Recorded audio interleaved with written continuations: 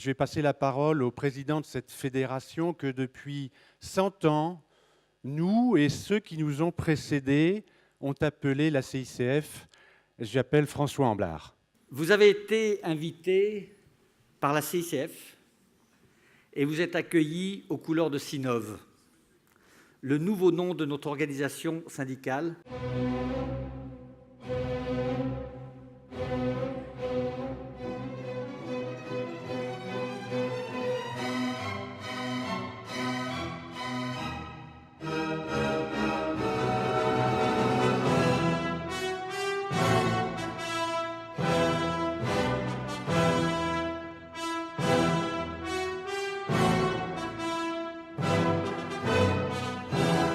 L'occasion de rappeler dans cette année d'alternance politique à notre ministère de tutelle, aux gouvernants, aux grands donneurs d'ordre, à l'ensemble des maîtres d'ouvrage et aux entreprises combien il est fondamental de s'appuyer fortement sur les services qui fondent la force d'une économie et le développement des territoires et ainsi se donner quelques clés pour choisir les professionnels dont nos projets ont besoin. Je crois que nous sommes là pour défendre d'abord les chefs d'entreprise. Et nous avons vraiment un rôle essentiel à partir du moment où nos organisations sont suffisamment fortes pour être représentatives et écoutées. Et je crois qu'il y a un apport formidable par les branches professionnelles, ne serait-ce que parce qu'on connaît les problèmes. Et il y a plusieurs manières, en quelque sorte, de fonder une légitimité qui soit également une représentativité. Et il va falloir éviter le psychodrame de la représentativité patronale.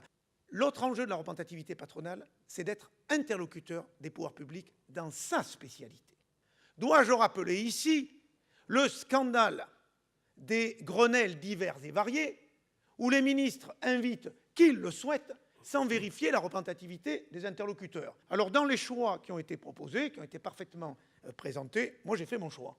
Commençons à aligner ce que représentent les adhérents, vous l'avez parfaitement dit, par rapport aux salariés, par rapport au chiffre d'affaires, avec ce critère de l'adhésion, en fixant bien sûr des seuils, arriver au même résultat. Deux possibilités.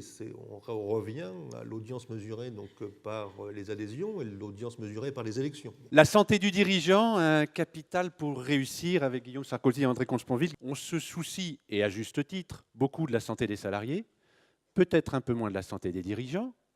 Et Malakoff Médéric vient de réaliser une enquête sur ce sujet dont vous allez nous révéler les principaux résultats. J'ai le bonheur de diriger le groupe Malakoff Médéric, qui est l'assureur prévoyance de votre métier, de votre fédération, et aussi l'assureur santé d'un bon nombre d'entre vous. Est-ce que c'est la fonction qui crée l'organe ? Est-ce que c'est la fonction de dirigeant qui crée les différences qu'on va voir de caractère entre les dirigeants d'entreprise et les salariés ? Ou est-ce qu'au contraire, c'est les capacités qu'ont chacune de personnes entre nous qui sont une sélection pour entrer dans le métier de patron de PME. D'ailleurs, 57% d'entre vous travaillent 6 jours ou plus par semaine et vous prenez, aux 2 tiers environ, très peu de congés puisque les 35 heures ne s'appliquent pas. Vous prenez, pour 60% d'entre vous, au maximum 3 semaines de vacances par an. Moi, j'étais frappé en lisant ces résultats. 81% des dirigeants déclarent ne jamais avoir ressenti de déprime ou de sentiment d'isolement. Vous avez un très bon état psychologique. Un sentiment de stress que vous avez qui est plus faible que celui des salariés. Alors c'est aussi tout à fait étonnant, parce que l'intérêt d'être salarié, c'est justement normalement de se dire « je fais mon travail, j'accepte un lien de subordination, mais au moins à la fin du mois, je n'ai pas d'inquiétude de la paye ». Et bien, malgré ça, les salariés sont plus inquiets que vous. Je ne vous demande pas comment vous allez, puisque d'évidence, vous allez très bien. Au fond, je m'en réjouis, puisque notre pays a besoin d'entreprises qui se portent bien. Je me demande si le gros avantage des patrons en matière de santé ne tient pas au fait que les patrons n'ont pas de patron.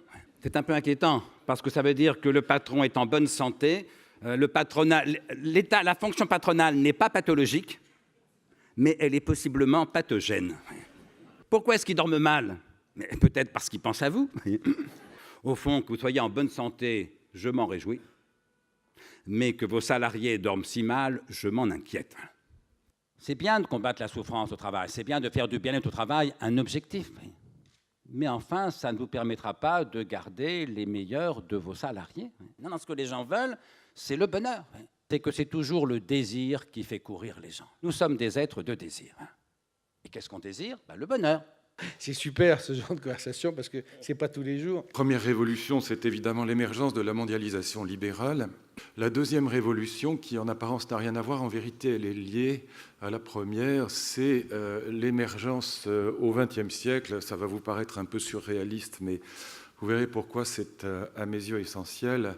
L'émergence de la famille moderne, fondée sur ce que j'ai appelé la révolution de l'amour, c'est-à-dire le passage du mariage arrangé par les villages, par les familles, au mariage choisi par les jeunes gens. Nous vivons le moment où l'histoire de la vie privée, l'histoire de la famille, est en train d'impacter de plein fouet la grande histoire, l'histoire publique, collective et politique. Et la preuve que cette transition est très difficile, c'est que 60% de nos mariages, aujourd'hui dans la vieille Europe, se terminent par un divorce. Ce que nous vivons, c'est une véritable révolution dans l'ordre du sacré. Le sacré, ce n'est pas simplement le religieux opposé au profane, c'est ce pourquoi on peut se sacrifier. Les êtres humains, pour quelle grande cause mortifère ont-ils accepté de partir, comme on dit, la fleur au fusil? C'est ça l'histoire du sacré. Ce que j'appelle la sacralisation de l'humain ou le sacré à visage humain. Et donc ce sont toutes les grandes questions politiques qui, je le prétends, vont se réorganiser, non plus sous l'égide de la nation, non plus sous l'égide de la révolution, mais sous l'égide de cette problématique des générations futures. Quel monde allons-nous laisser à ceux qui viennent ?